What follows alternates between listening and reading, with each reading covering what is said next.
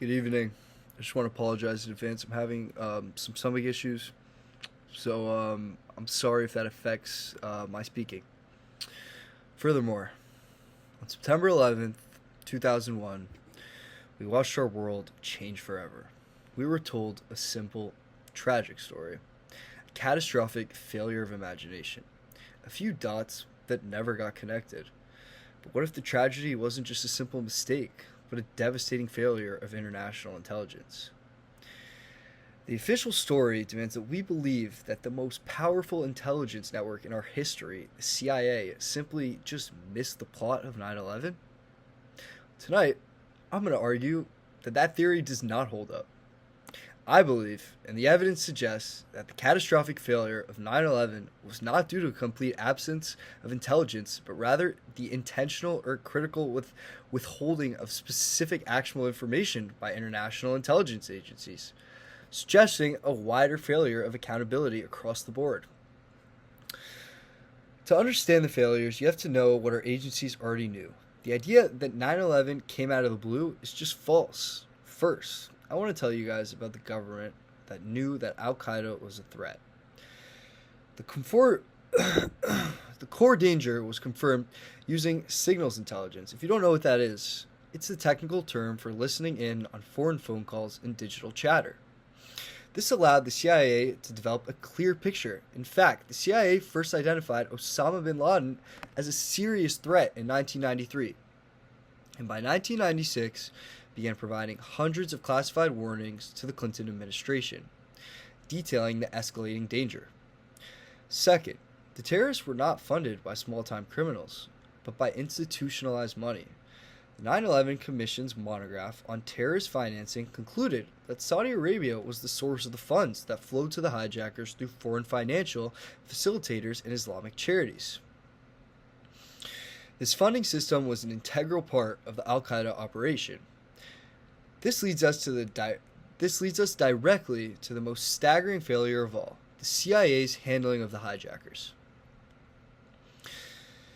This section deals with the stunning act of complicity, how our own intelligence agency knew that the 9/11 plotters were inside the country and deliberately concealed the fact.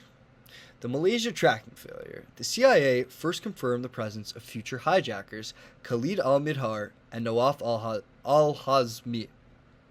In January 2000, during a meeting, Al-Qaeda operatives in Kuala Lumpur, Malaysia, agents secretly photographed the men and obtained a copy of al-Midhar's passport, which clearly showed a valid U.S. entry visa. One might ask, how did he get this U.S. entry visa? The withholding decision. Despite knowing these were al-Qaeda operatives, the CIA Counterterrorism Center leadership actively decided not to place either man on any U.S. watch lists, and critically refused to notify the FBI that the men were coming to America. The internal cover-up. This failure was allegedly caused by an internal, unauthorized CIA mission, where agents were trying to use the two hijackers as intelligence assets for a separate operation. CIA avoided passing on any pieces of information that would have exposed their operation, effectively blinding the FBI and allowing the hijackers to fly freely into Los Angeles in January 2000. They had the men cornered, and they ultimately just let them go. Now we're going to talk about the detained hijackers. This failure directly resulted in the situation where the hijackers were essentially immune from arrest. Evidence suggests CIA officers were explicitly aware two 9/11 hijackers were in the U.S. and actively prevented the FBI from notifying or detaining them, potentially due to a botched attempt to use them as intelligence assets. The cover-up gets thicker from here when you look at the documented events that scream insider knowledge on Wall Street and in real estate. First, let's take a look at the stock market. In the days before 9/11, there was an unusually high level of put options. That's basically insisting that bets that the stock price would fall. It's interesting because they did it on two specific airlines, United Airlines and American Airlines. These were the two airlines that crashed the planes into the World Trade Center. The profits from these suspicious transactions were in the millions of dollars. As reported by CBS News in 2001, the imbalance in those trades was so extraordinary that analysts said they had never seen that kind of imbalance before. Yet, the 9/11 Commission report never fully released the identity of those who benefited from this dark insider trading. Second, consider the World Trade Center's leaseholder, Larry Silverstein. Just 2 months before 9/11, Silverstein completed a 99-year lease on the World Trade Center complex and then specifically secured terrorism insurance, which at the time was typically unusual.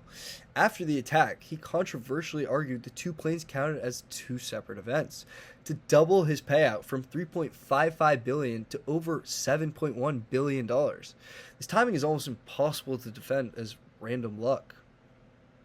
Finally, we confront the external factors.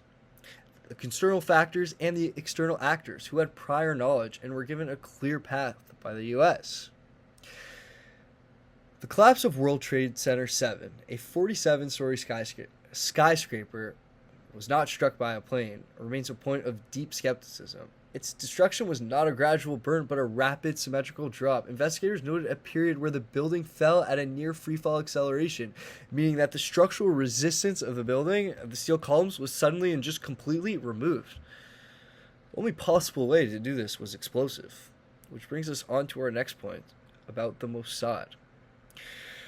Reports detail a known long-term intelligence operation involving foreign operatives known as art students who were active in San Diego near two initial hijackers, Nawaf al-Azami and Khalal al-Mihdhar, similar to the CIA. This foreign intelligence presence indicates a strong likelihood of monitoring the hijackers' movements before the attacks. This incident is, I'm about to refer to you a highly suspicious incident. So if you guys don't know, the dancing Israelis. On 9/11, 5 Israeli nationals working for a moving company were arrested in New Jersey after being reported for allegedly filming and celebrating the tower's collapse. FBI reports indicated an initial suspicion that these 5 men were Mossad agents on a surveillance mission and that they seemed to have foreknowledge of the attacks. On the night of the attacks, former Israeli Prime Minister Benjamin Netanyahu was reportedly asked what the attacks meant for Israel-U.S. relations. He replied, "It's very good," quickly adding, it would generate sympathy and strengthen the bond between Israel and the United States.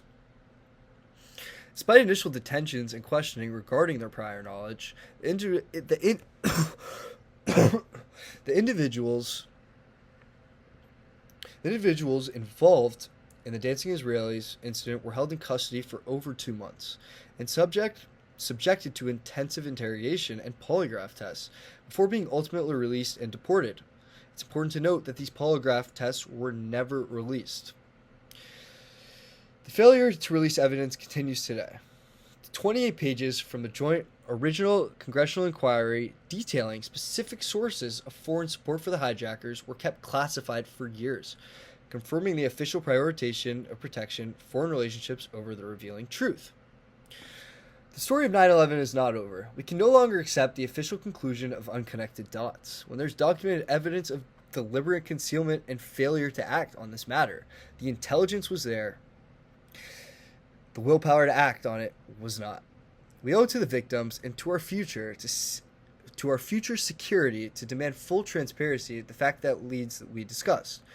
From the financial anomalies to the dancing foreign Israelis, we never fully pursued as to why this day the complete truth remains hidden.